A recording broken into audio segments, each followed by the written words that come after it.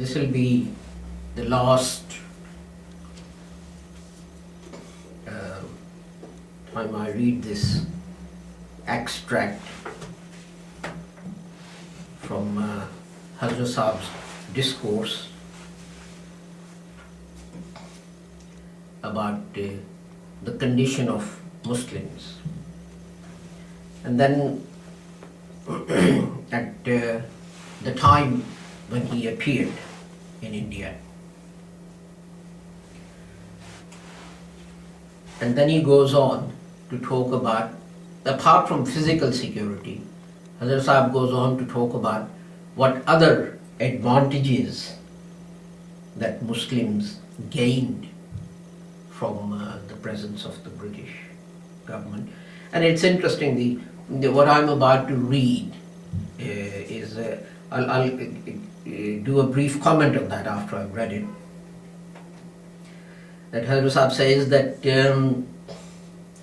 an old man tells us that he used to humbly pray that God may grant him the blessing of seeing the Sahih of Bukhari.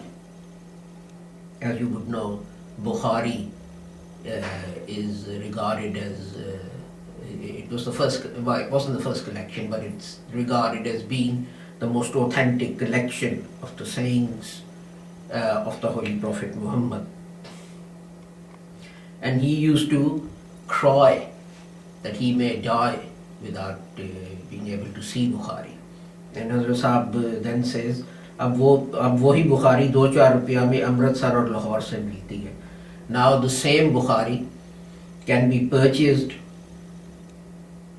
either in Amritsar or in Lahore for a few rupees. And then he mentions another incident, that there was another Maulvi and he found a few pages of Ihaul Ulum, which is a famous book written by Imam Ghazali. And everyone that he met, he would show him those pages of Ihaul Ulum with great pride.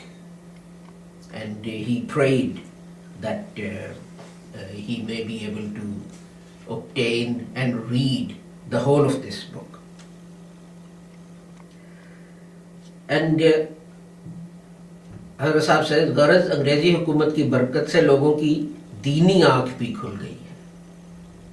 He says, thus, by the blessing of the British government, or he says English government, people's religious eye has been opened. और खुदा ताला खूब जानता है कि इस सल्तनत के ज़रिए दीन की किस कदर आनत हुई है, कि किसी सल्तनत में मुमकिन ही नहीं. प्रेस की बरकत, किस्म किस्म के कागज़ की ईजाद, जिससे हर किस्म की किताबें थोड़ी कीमत पर मुयसर आ सकती हैं. फिर डाखाना के तुफ़ैल कहीं से कहीं घर बैठे पहुँच जाती हैं. और यूँ दीन की सदाकतों की तबलीग की राह किस कदर सुहल और साफ हो गई है.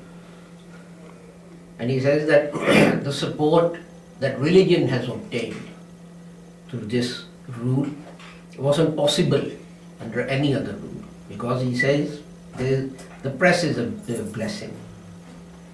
The fact that different types of paper has been invented, which means that books can be printed cheaply, is a blessing. The system of post is a blessing, that you can get a book from one place to some far off place. And all these things that the British have instituted in India have made the work of propagation of religion very easy.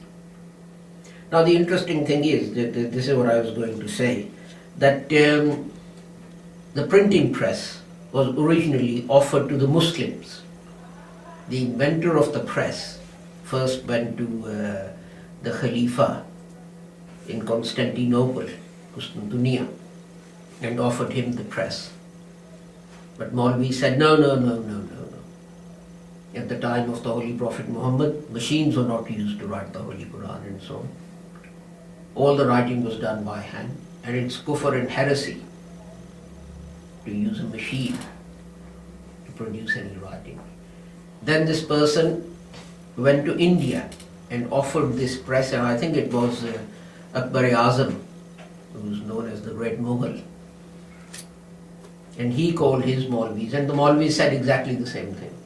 Because obviously there was a vested interest. There was a whole industry of people who used to sit there, and their sole purpose in life was to copy out things by hand, such as the Holy Quran and the Bukhari and other books and so on. And they were afraid they'd lose their jobs. But that one wrong decision by Muslims set us back centuries.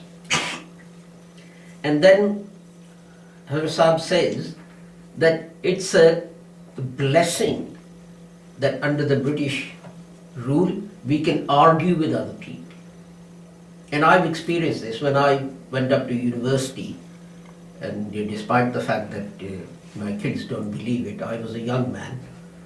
My kids think I was born with grey hair and failing eyesight. There was a very senior officer from Pakistan who came to do a doctorate.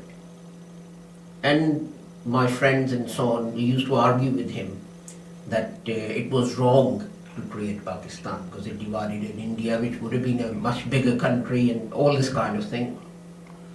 And this man could not answer those kids. Why? Because there is a ban in Pakistan on discussing this. There's a ban in Pakistan on questioning it. Unless you question something, your other party is not going to come up with an answer, with a reply. And Hazrat Sahib says, when other religions attacked Islam, then people of Islam, followers of Islam, for support of their religion, they had to read their own religious books to answer these objections that these people were raising. And intellectually, Muslims progressed. And he said, it's a common principle that we see in life, that if you want to develop your physical muscles, you undertake physical exercise. In the same way, if you want to be able to argue, then you need to develop your intellectual powers and spiritual powers and so on. And he said the advantage was that wherever the opponents of Quran put their finger to raise an objection against the Holy Quran, by thinking about that point, Muslims found a treasure of arguments to prove the truth of Islam. And he said it's only because of this freedom that Muslims have progressed so much that wherever non-Muslims are, if they raise any objection against Islam, Muslims can effectively answer. Had it not been so, had these objections not been raised, then Muslims wouldn't have read their own books, let alone books of other religions, and found what the answers to these objections were, and that means that their faith would have remained weak. So this is the end of this extract. Hazrat Sahib then goes on to talk about these similar things in detail, etc. But what I wanted to do was just mention to you the principles of these things.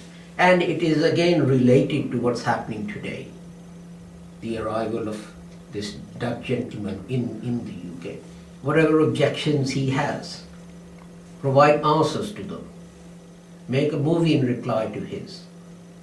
Change your own actions and morals and character to show that the Muslims are not the sort of people that are reflected in that movie. Show that the teaching of Islam and the Holy Quran is not as he has misinterpreted in that movie. That is as important as protests and marches and other things that our friends and brothers are undertaking.